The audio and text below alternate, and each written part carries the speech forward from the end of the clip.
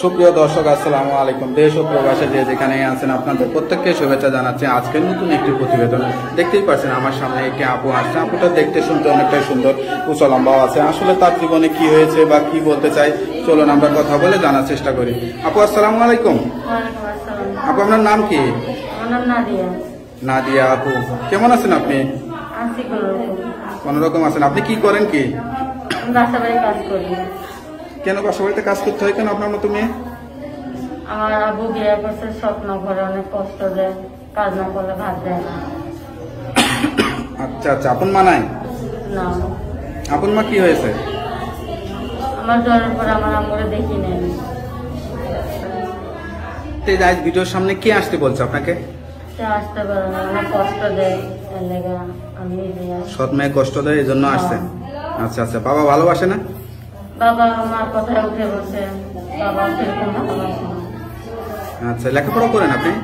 না, লেখাপড়া করতে পারি না, পড়ায়নি। একটু করেন নাই? না।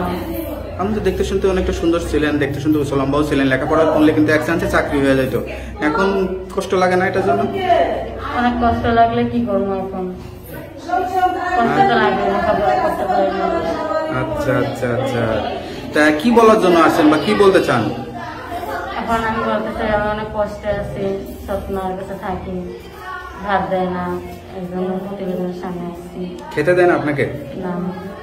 আচ্ছা আচ্ছা, তো এখন কি চিন্তা করতেছেন? ভবিষ্যৎ বিয়ে শাদী করবেন সেটা আশা করেন না কি আশা করেন?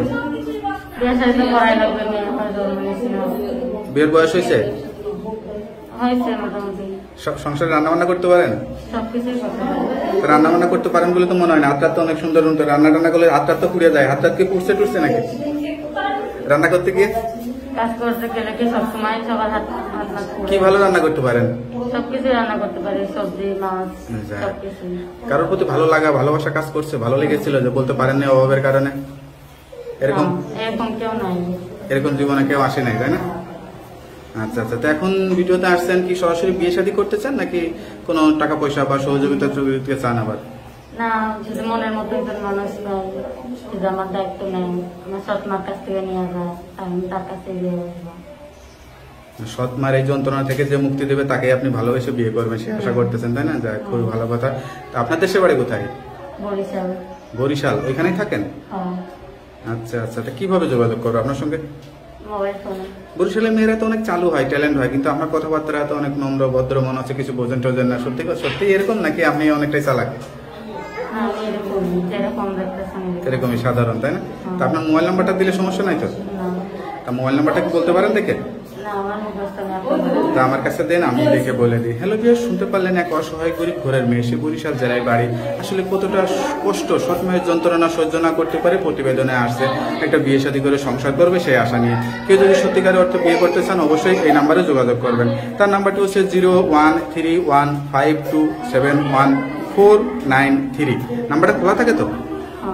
যাক, নাম্বারটা খোলা রাখবেন আর 5 ওয়াক্ত নামাজ কালাম পড়ে অবশ্যই আল্লাহর কাছে দোয়া করবেন। ঠিক আছে আপু? তা ভালো থাকেন, দোয়া করি। আসসালামু আলাইকুম।